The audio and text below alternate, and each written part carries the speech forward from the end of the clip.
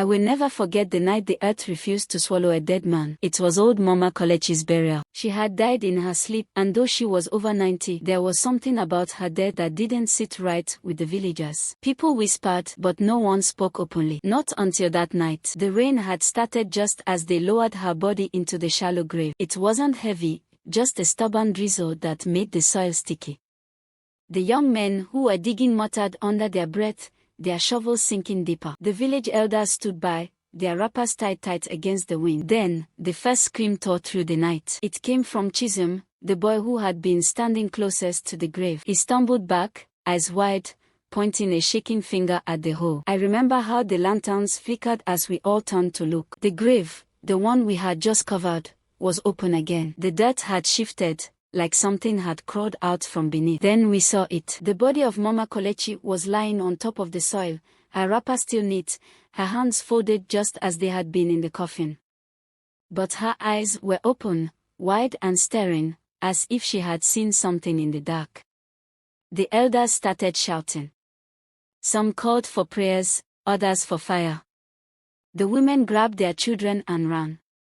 But I couldn't move. My legs felt nailed to the ground. I heard my uncle's voice behind me, low and shaking. "It's him," he whispered. Odigu the Solitaire. That name sent ice through my veins. Odigu had been dead for years, but his presence still haunted the village. When he was alive, strange things happened around him. Women miscarried when he touched their bellies.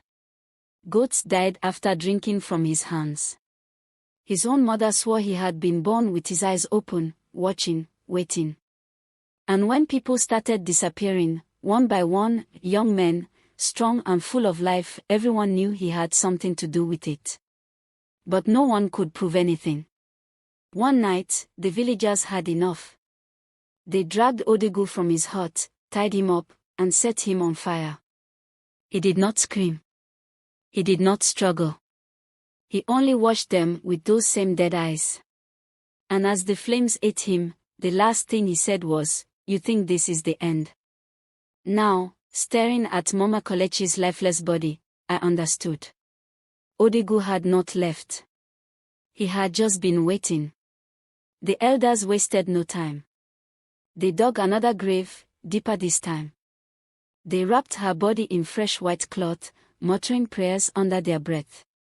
But as they lowered her again, the rain stopped. The wind died. The night became still, too still. Then the wailing started. Not from us. From beneath the ground. I ran. I don't remember how I got home, but when I did, I locked my door and shoved my bed against it. That night, I did not sleep. Because outside my window, carried on the wind, I heard a voice I knew was not human. "I told you this was not the end." Mama Kolechi stayed buried after that, but the village was never the same. People moved away. The air felt heavy, like something was watching, waiting. And sometimes, late at night, when the wind blows just right, you can still hear the earth whisper his name.